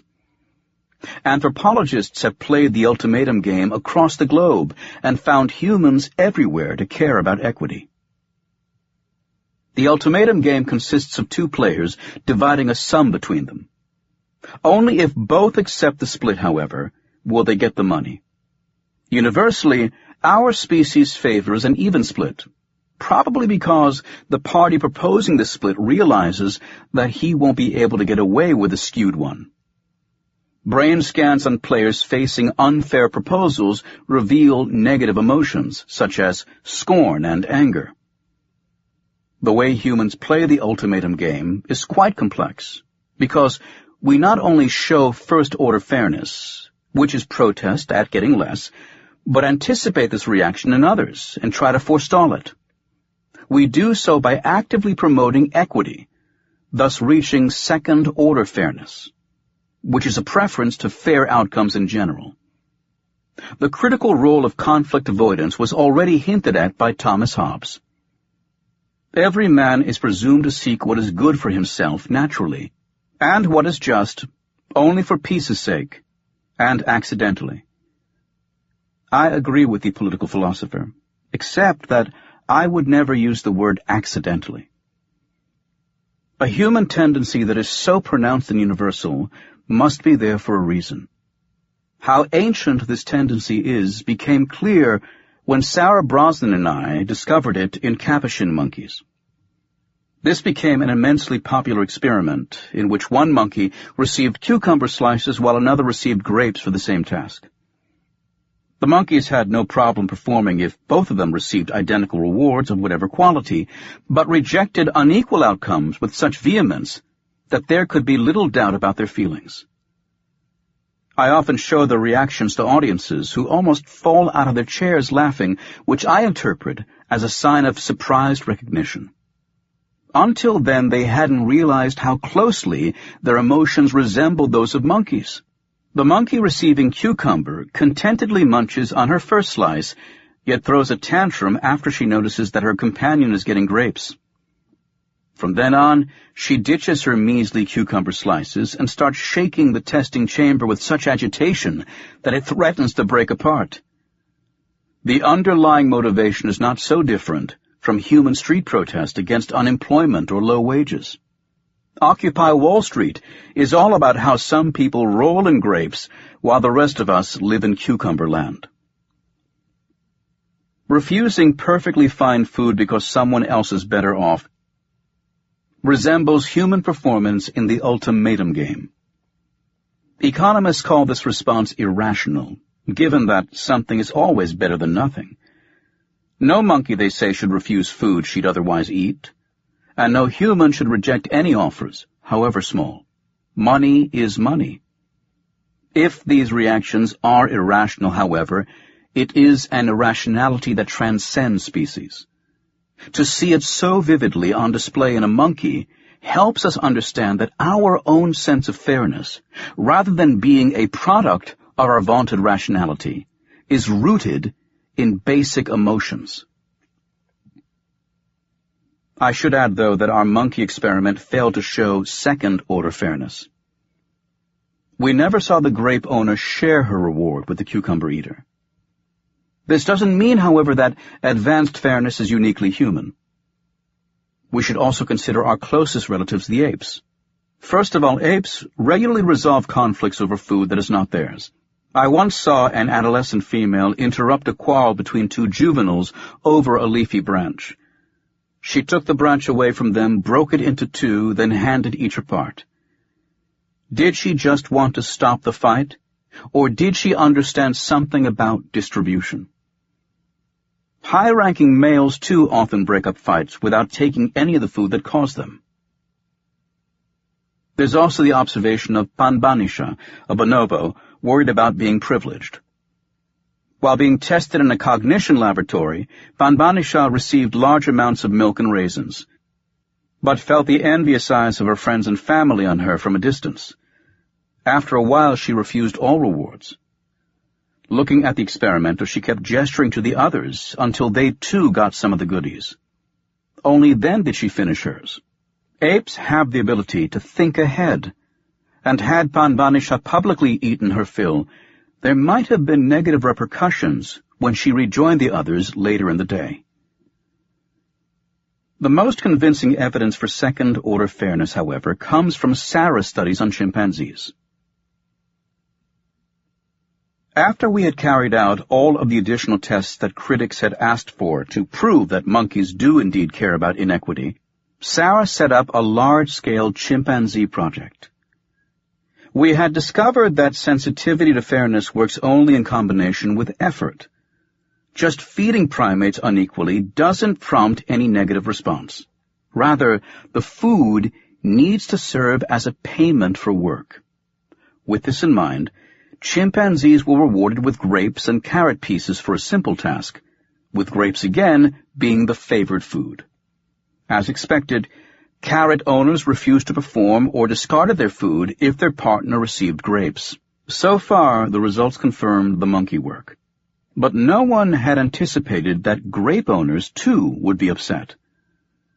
As Sarah wrote in her report, we unexpectedly found that chimpanzees were more likely to refuse a high-value grape when the other chimpanzee got a lower-value carrot than when the other chimpanzee also received a grape. Fairness and justice are therefore best looked at as ancient capacities. They derive from the need to preserve harmony in the face of resource competition. We share both stages of fairness with the apes, and the first stage with monkeys and dogs. At the University of Vienna, Friederike Range found that dogs refuse to lift their paws for a shake with a human if they get nothing for it while a companion dog is rewarded. We shouldn't be surprised to find this reaction in dogs, which derive from a long line of cooperative animals. Caring about what others get may seem petty, but in the long run, it keeps one from getting duped. To call this response irrational misses the mark. If you and I often hunt together, and you always take the best chunks of meat, I will need a different hunting buddy. It is probably no accident that all three animal species that dislike inequity, chimps, capuchins, and canids, are fond of meat and hunt in groups. Sensitivity to reward distribution helps ensure payoffs in line with effort, which is critical for sustained cooperation. This brings me to next level of morality, the one where we leave the other primates behind. We care intensely about the group level and develop notions of right and wrong for everyone around, not just ourselves and our close relations. Not that this level is altogether absent in the apes. I have discussed it as community concern. But it requires greater powers of abstraction, as well as the anticipation of what may happen if we let others get away with behavior that doesn't even directly affect us. We have the capacity to imagine its impact on the greater good. The underlying values are again not that complicated because surely the functioning of a community is in the interest of all of its members. But it is harder to find parallels with other animals. We build reputations of honesty and trustworthiness and disapprove of cheaters and non-cooperators to the point of ostracizing them.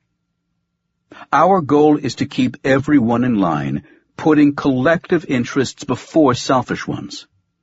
Morality serves to spread the benefits of group life around, and to keep a lid on exploitation by a powerful elite.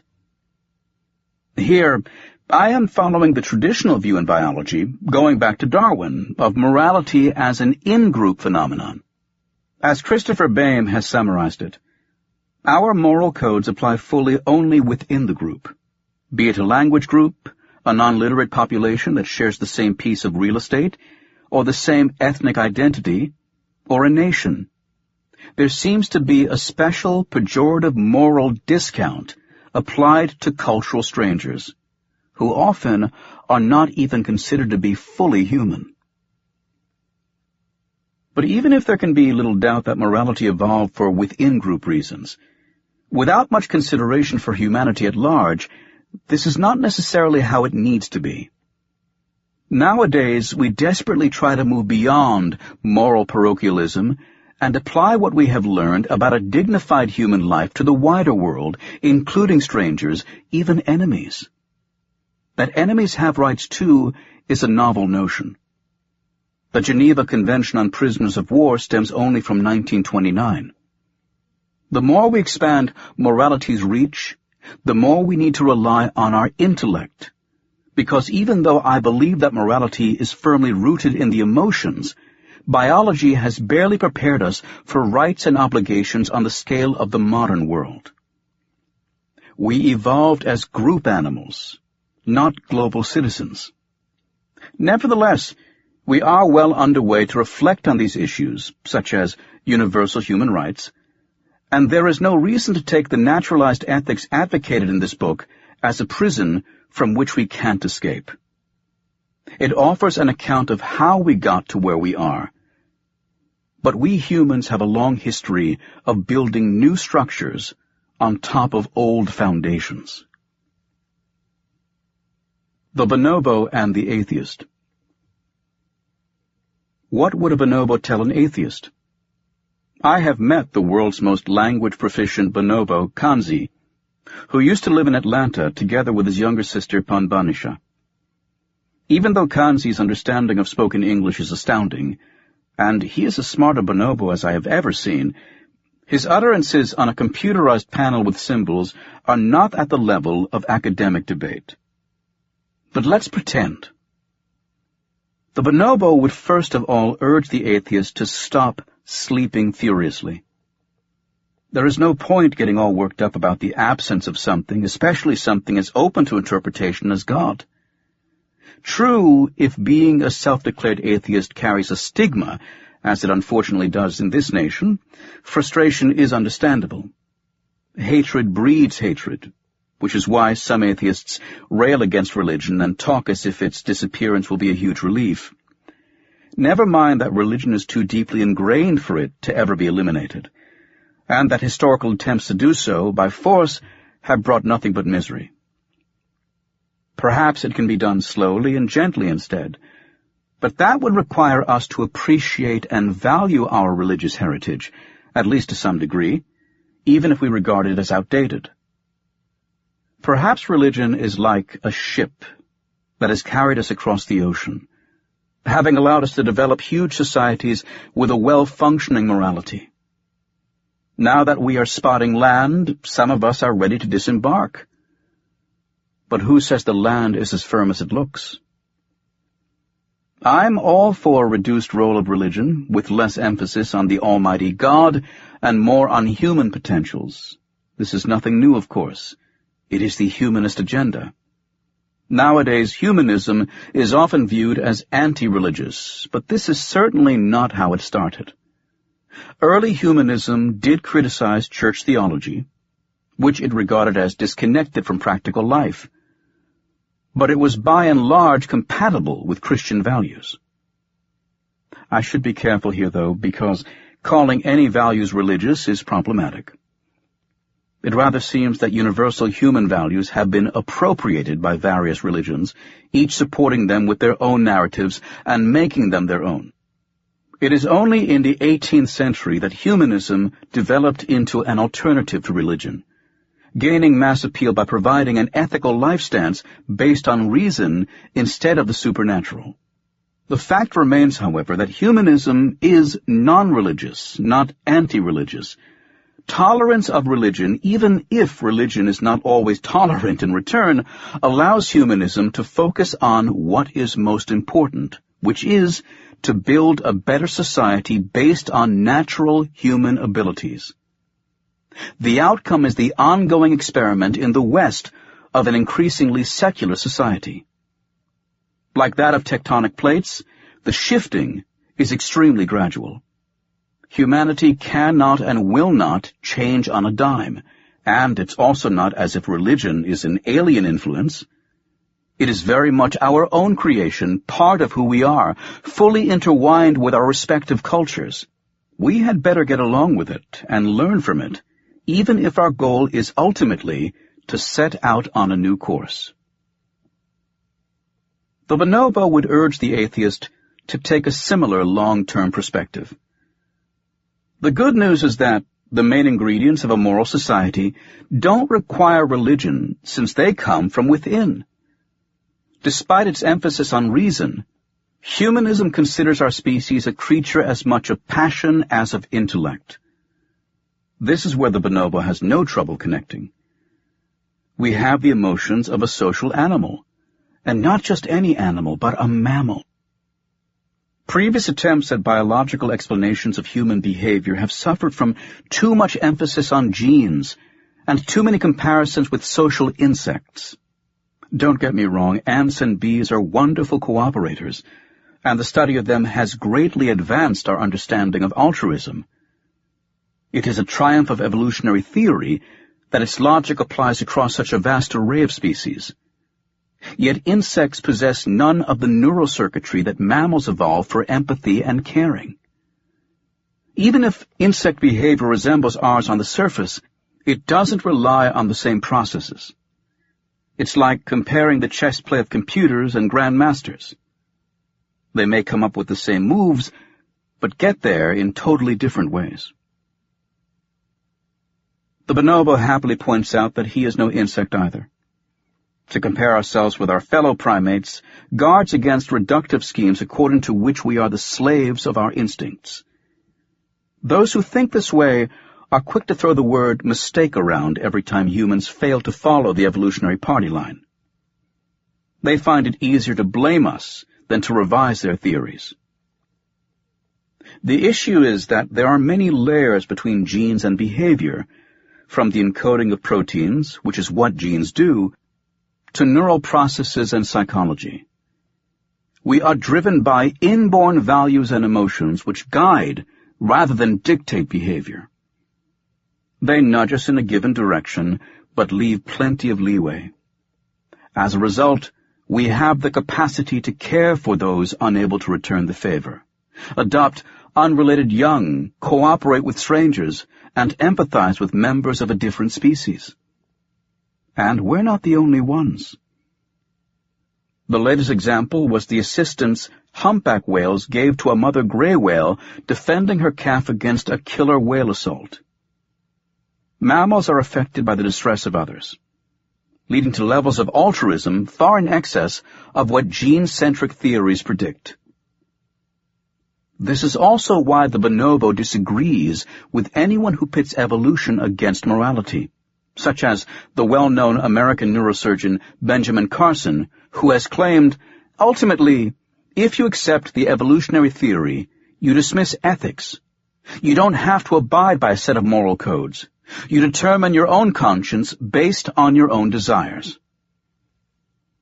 The problem with such statements is that if humans everywhere develop a sense of right and wrong, one of our deepest desires must be to live in a moral world. Carson assumes that morality goes against our nature, and that our desires are all bad, whereas the whole point of this book is to argue the opposite. Thank God, if I may, we share with other primates a background as group animals, which makes us value social connections. Absent this background, religion could be preaching about virtue and vice until it became blue in the face. We'd never get its point. We are receptive only because of our evolved grasp on the value of the relationships, the benefits of cooperation, the need for trust and honesty, and so on. Even our sense of fairness derives from this background. Here, the bonobo would side with the atheist and argue that, whatever the role of religion in morality, it's a Johnny-come-lately role. Morality arose first, and modern religion latched onto it. Instead of giving us the moral law, the large religions were invented to bolster it. We are only just beginning to explore how religion does so by binding people together and enforcing good behavior. It is far from my intention to minimize this role, which was vital in the past, and may remain so in the foreseeable future, but the wellspring of morality it is not. Finally, The bonobo laughs at the intellectual torture of trying to separate is from ought, which vexes any debate about moral evolution. It is widely accepted within philosophy that we cannot move from the way humans or animals are to moral ideas. The first is descriptive, they say, the second, prescriptive. This is a serious consideration that is not easily resolved, but a good start would be to get our premises straight. If the thought is that animals are mere wantons, lacking control over the impulses that nature has given them, we are on the wrong track. Like us, animals favor certain outcomes and react with fear or violence to any deviation. Who says the bonobo can do whatever he wants?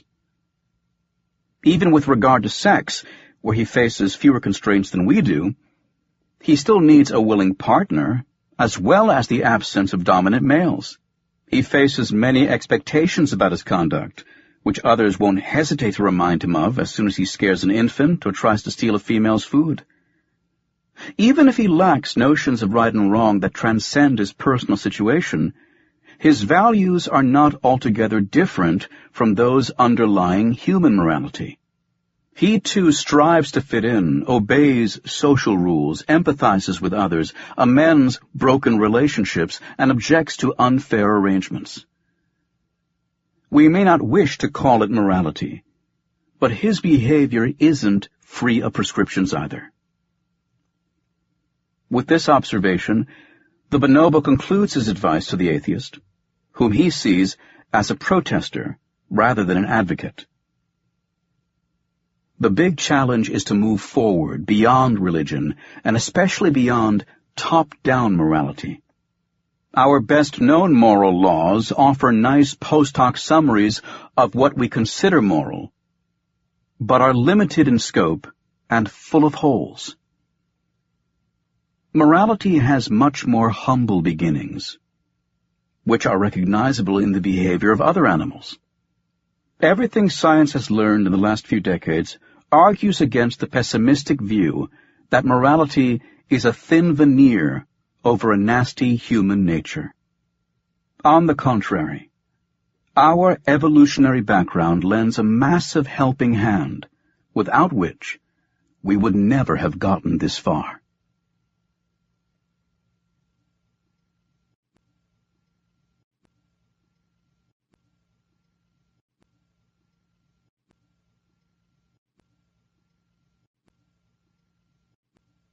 This has been an Audible Inc. production of The Bonobo and the Atheist, written by Franz de Waal, narrated by Jonathan Davis. Producer Mike Charzik. Copyright 2013 by Franz de Waal. Production copyright 2013 by Audible Inc.